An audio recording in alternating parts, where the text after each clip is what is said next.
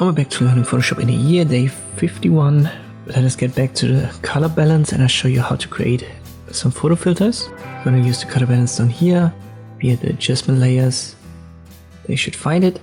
And we'll open the histogram, click on the three stripes and open all channels view so that it looks like this. And you can find the histogram on the window if you don't see it at all. Alright, let's get back to the color balance.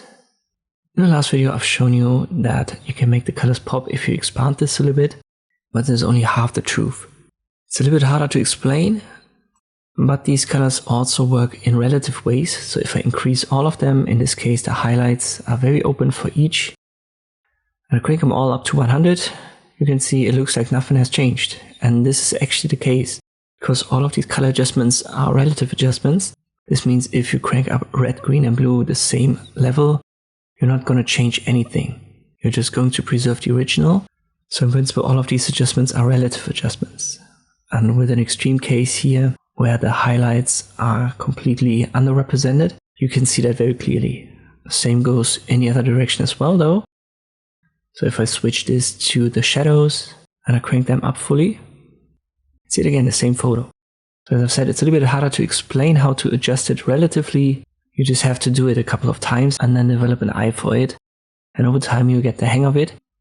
Let me delete this color balance adjustment layer and I'll create a new one so that we can start fresh. Now I'll show you how to create a photo filter. You want to create what is called an orange and teal or teal and orange photo filter. And this is easily done by switching to the shadows and then increasing cyan. Let me make it fully 100 and switch to the highlights and increase the reds. This is obviously way too intense for this photo. And for most photos it should be. So let me get down to around 75 for red.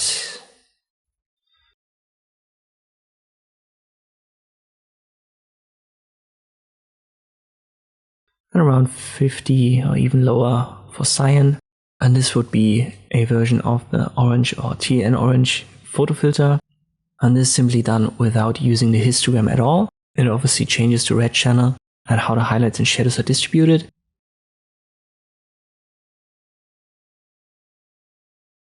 Let me show you another example where we actually do have clear numbers. This is going to be a vintage warm photo filter.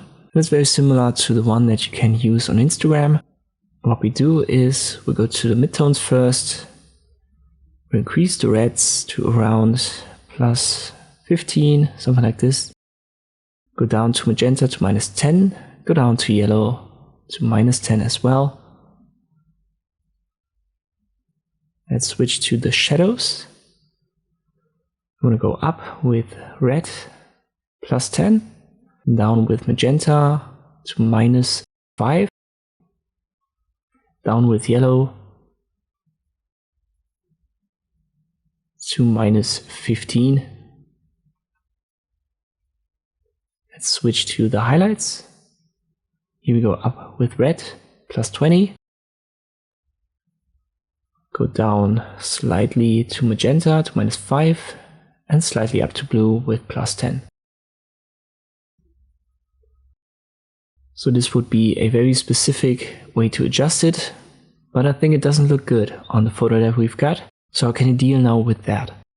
Well, you can simply select this adjustment layer in the layers menu and then go to opacity and then left click drag on it to go down with the filter.